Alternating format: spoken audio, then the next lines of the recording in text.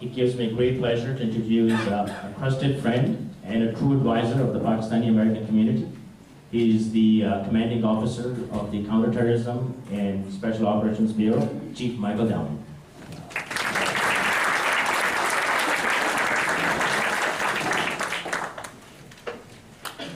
Assalamu alaikum to everybody and good morning.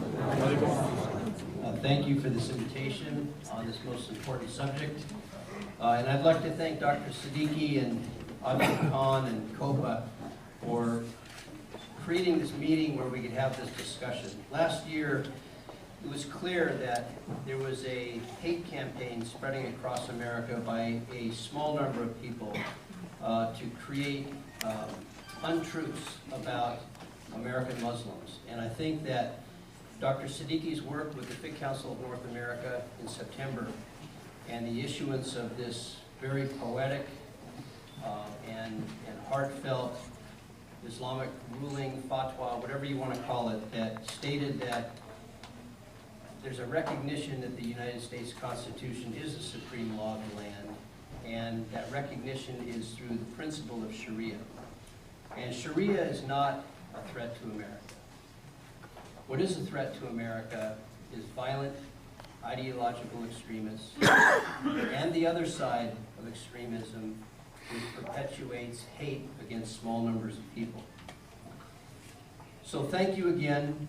We celebrate today and what we can make of tomorrow, and that's why we're here. This is an American experience. We have our eyes on the future, and we are looking about how to make it better. And this is really the real lesson of America, is that government alone cannot make a better future for us, but it must come from the morality and the civic engagement of you, of us, of the populace. In this country, our greatest shield in protecting our values lie in the Constitution of the United States, yet our greatest strength lies in our people, all of our people. And we're proud to live in the United States, a country, as the United States Attorney indicated, founded upon the constitutional principles of tolerance, equality, and religious freedom. There's so much conflict in the world today. We look around, we see wars, uprisings, civil war, and revolution, and we ask, where is the calm pond? Where is the calm pond today? Where are people working out their differences through dialogue and debate? How do we improve our situation? How do we show the world what it is to be an American and live in a country which allows people to better their life, to be free, to have ideas, and to innovate?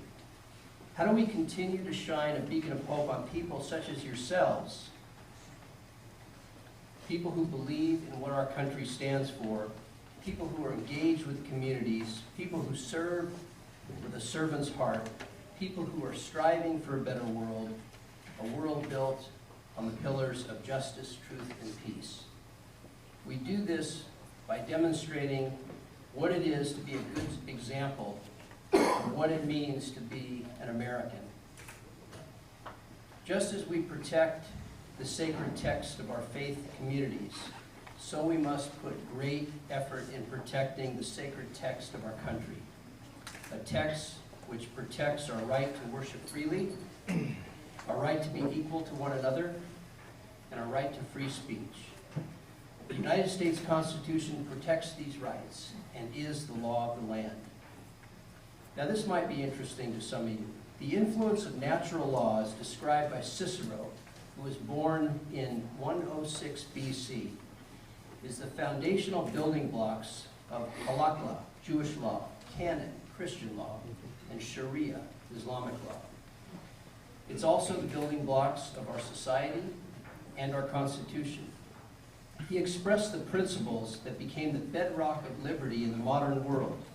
His writings insisted on the primacy of moral standards over government laws. It existed and guided human affairs in the times of Abraham, Jesus, and Muhammad, peace be upon him, as well as Washington, Jefferson, Franklin, and Adams, and all the other founding fathers.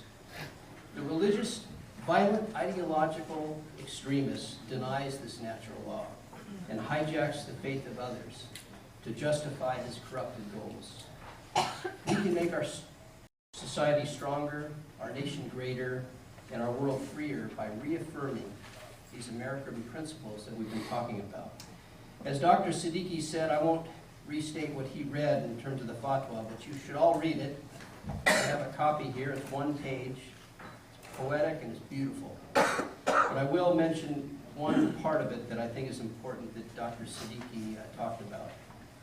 Islamic teachings uphold religious freedom and adherence to the same universal moral values which are accepted by the majority of people of all backgrounds and upon which the United States was established, and according to which the Bill of Rights, the United States Constitution was established, and according to the Bill of Rights which was enunciated. This is American, and it's this that will make our country stronger, inshallah. Thank you.